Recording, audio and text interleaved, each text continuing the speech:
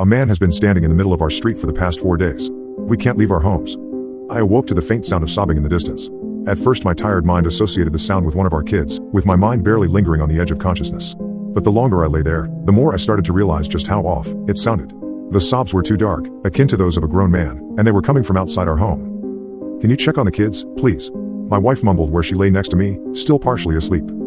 "It's not the kids," I whispered back, more annoyed than anything. Upon peeking out the window, I quickly confirmed my suspicions. As I thought, there was a man standing in the middle of the street, just sobbing. Even though the ancient street lights outside barely illuminated him, something was clearly wrong about his presence. He stood perfectly still as he sobbed, not even appearing to breathe as he let out the broken calls that shattered the silence of night. Across the street I could see some of my neighbors' lights turn on, as more had clearly been awoken by the sounds of distress. "Shut up, will ya?" a man screamed from down the street, but he received no response. Though my first instinct was to check if he needed help, something about his appearance locked me in place, frozen from fear and leaving me unable to logically plan out my next move. He was tall, with only a few strands of gray hair emerging from his otherwise bald head. He was facing me, but due to the poor lighting conditions I couldn't get a clear look at his face. About half an hour had passed before I realized I hadn't moved an inch. I had been transfixed, and only broke free once my wife properly woke up to ask what I was doing. I don't know," I stuttered. "There's a man standing on the street. I think he needs help." Joanna joined my side at the window. Even in the dark I could tell her face had turned completely pale by the mere sight of the man. "What's wrong?" I asked. "CA, call the police. Don't go outside," she said with a shaky voice. "Why? What did you see?" I don't know, just don't go outside, please," she begged. I grabbed her hand and gently pulled her away from the window. Something about the man had put us both into an undeniable state of panic, but apart from his unsettling look, there wasn't an explainable reason for the fear we felt. "Joanna, go check on the kids. I'll call the police, all right?" I half-ordered, half-asked. She nodded, and basically jogged down the hallway towards our kids' room. As I dialed 911, I wondered what I could possibly say to convey the threat of a seemingly harmless man, just standing there and crying. Still, left without any other options, I turned to the police. 911, what's your emergency?" a woman asked on the other end. "Hey, sorry. My name is Zach Larson. There's a man standing in the middle of the street just crying loudly. I don't know if he's drunk or what, but he's scaring the kids." "I am. I can't really say it's an emergency, but something is definitely wrong with the man," I explained. "All right, sir, we'll send a patrol car to check it out. Could you confirm your address, please?" she asked. I confirmed my details and the conversation ended. Due to the quiet night, they estimated that a patrol car would swing by in just under 10 minutes. With that, I felt like my civic duties had been completed, and once Joanna returned to tell me that the children were fast asleep, I calmed down ever so slightly.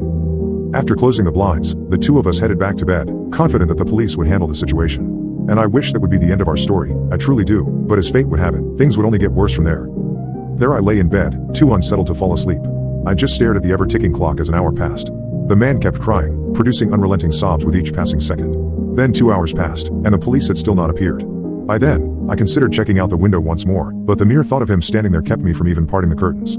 At around 4 in the morning I had come to assume that I'd suffer through another sleepless night. But as the first rays of orange sunshine hit the blinds, the world around me fell dark, forcing me into a dreamless slumber. To my horrors, the sobs wouldn't cease even then.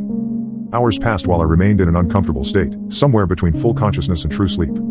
Once I finally awoke I was met with little more than total darkness coming from outside. During the summer I'd expected the sun to rise at around 6, and since the time had been around 4 the last time I checked, I knew I couldn't have been under for more than 30 minutes. Despite that logic, my body felt beyond broken. I was excruciatingly parched, and my bladder was on the brink of rupture. I rolled out of bed, weak and broken, still hearing the sounds of the crying man. Meanwhile, my wife still slept peacefully, seemingly unbothered by the ungodly noise. Then I picked up my phone and checked the time. It read 12:03 a.m., an impossible hour considering it had been 4 mere moments ago. I stumbled over to the window, still petrified, but determined to figure out exactly what the hell was going on. He just stood there, unmoved since the last time I laid eyes upon me. Down the road I noticed an empty patrol car with the lights blinking, but the officers themselves were nowhere in sight. What the hell is going on? I mumbled to myself. As before, the sight of the man put me into a sort of trance, one that was only broken once I heard a tiny voice coming from behind me. "Why is the man crying?" my son asked. "Hey, Alex, where's your brother?" I asked back. "He's in his room. He wet the bed," he said matter-of-factly. Stephen was only 5, but I'd assumed his bedwetting days were a thing of the past considering the last accident had been over a year earlier. Before checking on him, I decided to give the police another call. But before I could dial the number, I noticed the day. It was Saturday, which meant we'd been asleep for almost 24 hours, skipping over Friday entirely. "Alex, go back to your room. Daddy has to make a call, then I'll come check on you, all right?" In shock, I jotted the information down to a broken calendar, and called the police once more. Alas, to my absolute horror, I didn't have a single bar of signal. "Oh, God, we slept through the entire day, how?" My wife called out in confusion and embarrassment. She just rolled over herself to check the time. I don't know. I responded meekly, it doesn't make any sense. And that guy is still crying? Where's the police? She asked. Their car is standing there, but they're just gone. As the minutes went by, it dawned on me that we actually had missed an entire day. That's why Stephen had wet the bed, and why my own bladder was on the verge of exploding, because we'd somehow been sedated. We'd been forced to sleep through the day, only to suffer the horrors of night. But as parents, we had an incredible ability to reevaluate our priorities. Regardless of the situation, we deal with our kids first. We headed over to clean up Stephen's bed, all the while we tried to come up with an exit strategy. We tried out each and every phone, hopelessly calling for help. When the phones failed, we tried the internet, which turned out to be just as futile. Try the television, Joanna finally suggested. Upon turning the ancient device on, we were met with little more than a statusy mess. It was a screen of snow mixed with just barely intelligible images. Based on what we could guess, the image showed the outline of a man standing in front of the camera, overlaid only by a single line of text that read, "Come outside." How is it doing that? Joanna asked in panic. I don't know, but I'm pretty sure going outside is a fucking stupid idea, I blurted out, momentarily forgetting there were kids around. Sorry, I didn't mean to say it that way. Joanna and I moved to the window, ordering the kids to stay away. On the other side of the street, one of our neighbors stumbled out, seemingly disoriented. He was wielding a bat. I'm going to fuck you up, he yelled.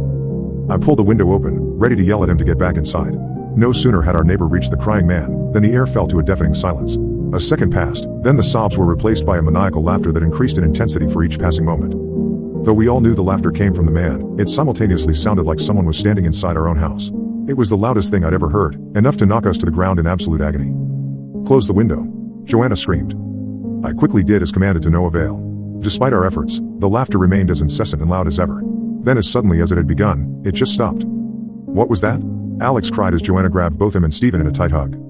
Shh, it's okay, she said as comforting as she could. Just stay away from the windows, alright? By the time I could stand up to assess the situation, our neighbor had long since vanished. All that was left in his absence was a trail of blood and guts that led up to the monster of a man, who'd promptly returned to sobbing relentlessly. He's gone, I let out in merely a whisper. The next hours were spent in absolute silence. All we could do was to wait for sunrise and pray for a hopeful escape. We kept the television on, should any news appear. Our kids, while worried, were too young to fully grasp the gravity of the situation. In a way, I envied them. They saw us as their ultimate guardians, able to protect them from any harm in the world. But based on what we'd just witnessed, I didn't believe that to be true. We moved to the kitchen to grab some food, counting down each minute until daylight. But as I noticed the first orange hue appear on the horizon, I once again felt my legs give up beneath me. In less than a second, darkness had enveloped me, and I fell unconscious on the floor. Once again we awoke around midnight the next night, meaning yet another day had come and gone. But that time we didn't have any phones or computers to tell us the date, as the batteries had long since died. All we had were a couple of wristwatches to tell the time. Still the sobs persisted. It had gotten ever so slightly louder since our neighbor got killed, but despite the obvious calls for distress, there wasn't a single hint of sadness portrayed in his broken cries. The more we listened, the less we believed the man to be human. Let's turn on the lights, that thing is creeping me the hell out, Joanna said. I flicked the switch, but nothing reacted. After futilely checking every power source in the house, including the circuits, I realized that the entire neighborhood had gone dark. That's when my wife asked a question that truly caused all hope to abandon my body. Why haven't they come to help us? She asked. I didn't have a good answer, nor could I muster up any believable words of comfort. I could only do my best to protect my family from the horrific threat looming over the neighborhood until I myself finally succumbed to it. That night we witnessed another 3 neighbors exit their homes in futile attempts at confronting the man. Each time that sickly laughter would ring through the air, and another friend would be dead. They didn't even resist their deaths, they just walked over without showing a hint of emotion, willingly meeting their agonizing demise. It wouldn't be until the third night, before I finally began to understand why people walked outside. We'd been forced to sleep through the light of day, only to be left without any source of light during the night. Having nothing else to do, we could only listen to the crying man. His sobs that had started out as panic-inducing noises, had somehow turned sympathetic. The emotion resembled a twisted version of Stockholm Syndrome. I wanted so desperately to go out and meet the crying man, but I couldn't leave my family behind. Maybe he really does need help, Joanna suggested. I think it's time to go outside. Her words were so void of emotion, monotonous and cold. She stood up to leave, but I grabbed her before she could even approach the door. The shock seemed to briefly bring her back to reality. Think about the kids, I begged her, they need us. My words seemed to break her free from her trance, if only temporary. I know. I don't understand what I was even thinking. I wasn't myself, she cried. But her brief lucidity wouldn't last, because as I packed away the leftovers from the previous night, I heard the front door unlock. The kids had already fallen asleep, and I knew I was about to follow suit. Still I rushed over, only to see my wife getting ready to leave. I'm sorry, were the last words she spoke to me before she left the house. Darkness would cover my eyes before I got a chance to react. The sickening laughter would be the only sound that accompanied me as I fell into a forced slumber. By the time I awoke, Joanna was just gone. The only trace of her existence was a trail of coagulated blood glistening in the light from the streetlights, leading up to the man. I didn't even have to call out for her. I knew she was dead. Which brings us to now. 4 days have passed since the crying man first appeared on our street. We have enough food to last about another week, but I fear it will all be gone long before then. I've seen most of my neighbors meet their demise, and the only facts keeping me from doing the same are my kids. But they too have expressed a desire to go outside, and I don't know how long I can keep them safe. I'm documenting this as my last words before we depart this world. I've used an almost empty power bank to write this message. I don't really have any signal, but I'm hoping that it somehow gets through. People need to know what happened here. If you are reading this, please send help. I don't know how long I can keep resisting the cry.